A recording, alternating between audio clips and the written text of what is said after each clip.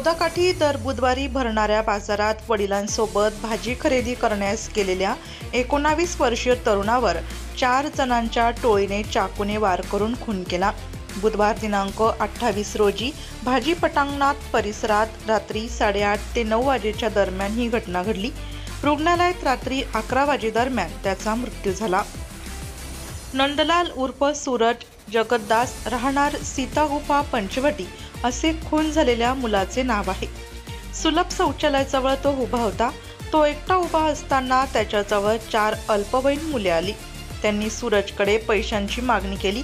त्याने पैसे देण्यास नकार दिल्याने त्यांनी सूरजला मारायला सुरुवात केली। त्याचवेळी सूरजच्या पोटात त्यांनी डाव्या बाजूला चाकू खुपसला। गंभीर जखमी अवस्थेत तो खाली कोसळला। नागरिकांनी आणि वडिलांनी त्याला तत्काळ जिल्हा रुग्णालयात दाखल केले, मात्र उपचार सुरू होण्यापूर्वी डॉक्टरांनी त्याला मृत घोषित केले। रात्री उशिरापर्यंत पंचवटी पोलिसात गुन्हा दाखल करण्याचे काम सुरू होते। वरिष्ठ निरीक्षक मधुकर कड यांच्या पथकाने एका संशयितास ताब्यात घेतले असून इतरांचा शोध सुरू आहे। संशयित अल्पवयीन असल्याचे पोलिसांनी सांगितले।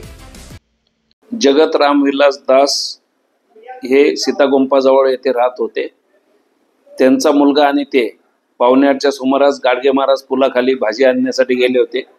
तिथे एकमेकांचा धक्का लागला। तिथे शेजारी त्या 3-4 मुलांचा यांचा वाद झाला आणि त्या वादामध्ये त्यांच्या मुलाला एकाने चाकू मारला। त्याच्याहून त्याला सिव्हिल हॉस्पिटलमध्ये ते घेऊन गेले होते आणि मुलगा नंदलाल उर्फ सूरज दास हा मयत घोषित केलेला आहे डॉक्टरांनी। त्याच्यावरून आम्ही आता फेऱ्यात घेऊन गुन्हा दाखल करण्याचे काम करत आहोत।